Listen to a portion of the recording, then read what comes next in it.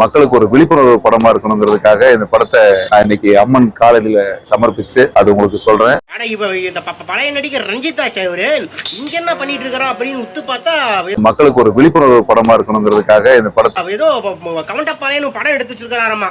அதுல விழிப்புணர்வு கொடுக்கறாராமா அந்த படத்துல. பாத்துருவோம், இப்ப பாத்துருவோம்.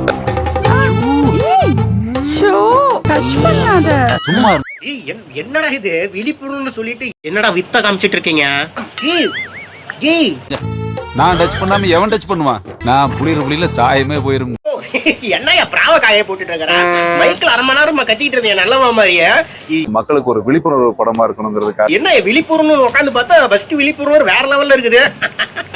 இனிமேல் கசக்கிறது, அமுக்கிறது, புளியறது, அடிக்கிறது, துவைக்கிறது எல்லாமே நான் தானுங்க. என்னது கசக்கறியா? என்னது புளியறியா? என்னடா சீனுதான் அப்படி இருக்குதுன்னா பேச்சு அடக்கு புடக்காவே இருக்குது. வேலை செஞ்சு கையெல்லாம் நோக்கு என்னாச்சு நோக்கு? என்னடா வருமத்தை கக்குறீங்க? முள்ள விடுங்க.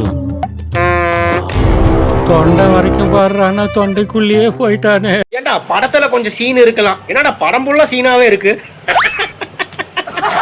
இந்த பேருந்தா ஒண்ட பேரு என்ன அட்டுப்பாகுதுடா. இந்த பேருந்தா குழந்தைங்க சாணி முக்கி வாயிலே அடிக்கிறம்பா இருப்பேன். குஞ்சு எந்த பேரும் குஞ்சாக்கும். ஐயோ அப்பா. அப்படிங்களா?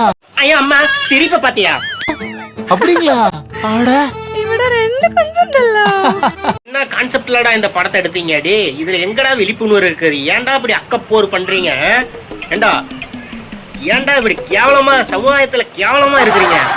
கட்டுப்பா இருக்குதுடா. டே இன்னொரு அடுத்த காட்சி வருது பாருங்க, காட்சியில சீனு அதையும் பாத்துருங்க. ஐயோ அப்பா. எங்கீங்க? வா. சும்மா ஆடா மக்கா எதுக்கு கூப்பிடுறாங்கன்னு தெரியுதா? ஏங்க மாவு கசைறதுக்கு.